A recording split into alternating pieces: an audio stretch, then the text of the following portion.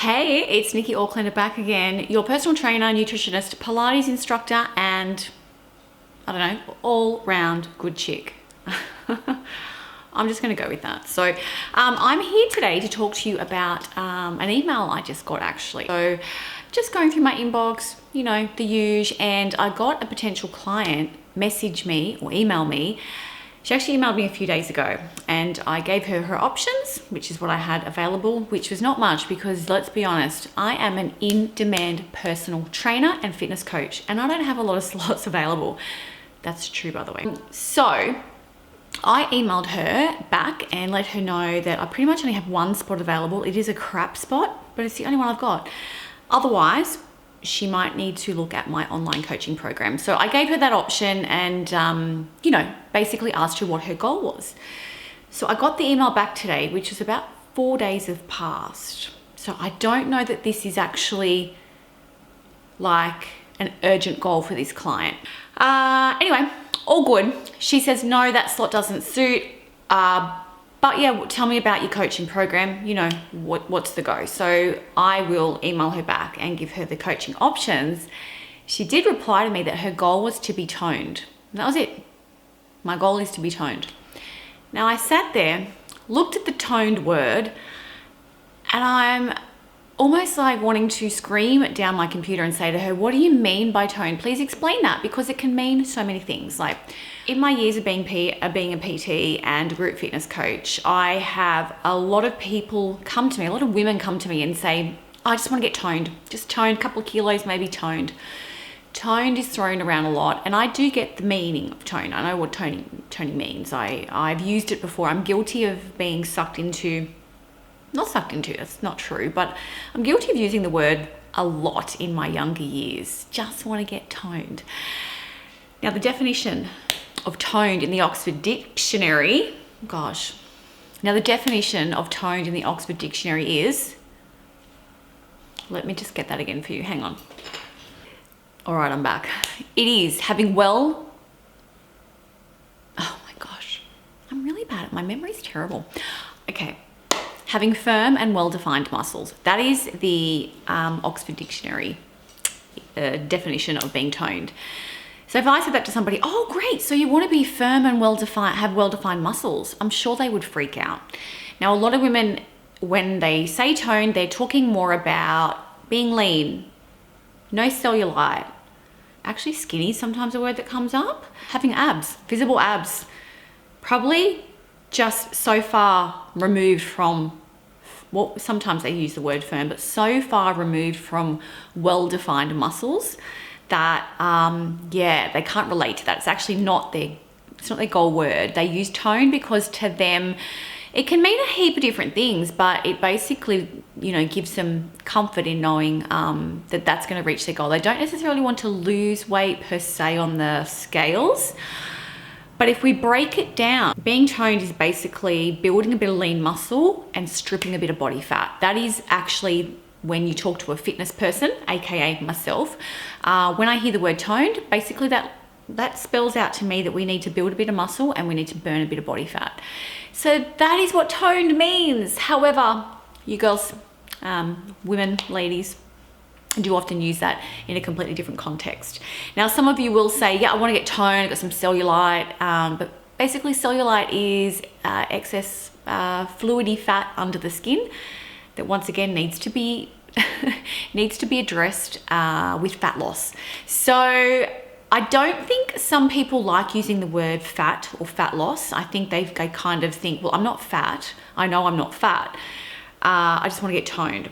So now that we know what toned actually means, it basically is fat loss, but it is ensuring that you have some good, decent muscle underneath. When you do get that fat loss, you've got some muscle underneath. So I'm going to give you my hot 2 tips to get toned. Strength training, calorie deficit. Basically, in a nutshell, strength training, lift weights, calorie deficit, eat less, or actually let's understand what we're eating. There's a bit to be said about the calorie deficit because some of you, I know some ladies are eating like 800 calories. Some women have come to me with an 800 calorie diet and it breaks my heart. It's not the answer. Eating less and I'm saying eating less, yes, calorie deficit, but it's not always the answer. If you're eating 800 calories and you're not seeing weight loss, I hate to say it, but it's probably not a calorie deficit. So you're not tracking properly, or you're eating outside of what you think you're eating. I don't know. It's a hard one. It's a tough one. I hate to be pointing fingers, and I hate to be making people feel bad about their decisions and what they're saying, but there are only a very few minor situations where you could be eating 800 calories and not actually making much progress. But even still, like, yeah, something should be happening. If you're moving and you're exercising and you're eating 800 calories, most humans would actually lose weight. You just couldn't sustain that forever. So anyway, we'll move on. That's a topic for another day. But basically, I want to talk to you about where to start with that. So strength training and calorie deficit. So calorie deficit, you're going to have to know what you're eating. My suggestion here is start tracking your food. Get MyFitnessPal out, sign up to it if you don't have it, log in if you've already got it. Don't worry about the 1200 calories it's probably going to suggest you eat. Don't worry about that. Just ignore it. Don't add back in your training or your exercise portion. Leave that completely out. We don't care about it.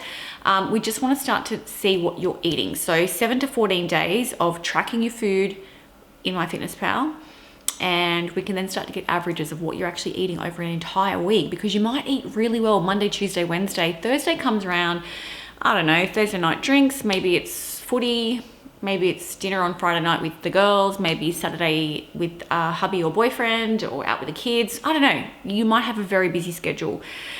And if you are just winging it, it's a massive, massive chance that you're overeating and over drinking your calories. And that's not a bad thing. I'm not shaming anybody for eating out or doing that. I eat out a lot. But you need to know what you're eating. You need to have a rough idea. So track your food. Get that stuff sorted out, and then we can start to work on what a calorie deficit would look like for you.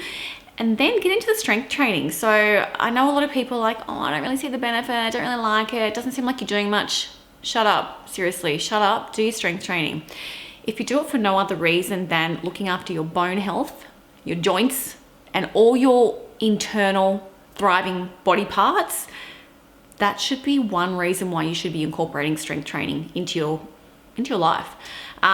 It's got an amazing effect for internal and external health, mental health as well.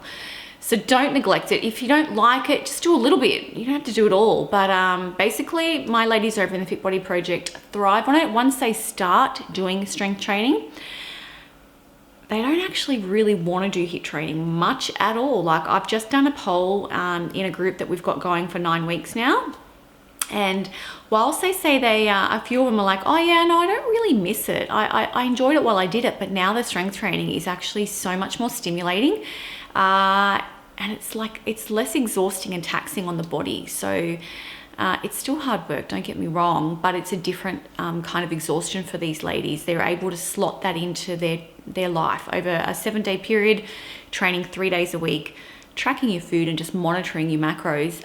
Yes, you can get toned. So that is it. I think I've explained everything. Calorie deficit, strength training. Let's get to it. If you want to join my 5-day free challenge, check out my website, www.nikkiauckland.com.au. You can sign up for my 5-day free challenge. You can even sign up for my 12-week program. Check me out on socials. Make sure you drop me a comment, subscribe, say hello. Don't be shy. I'm going to be bringing you more content like this. I've got a really cool video coming up shortly, so stay tuned. I'll see you soon.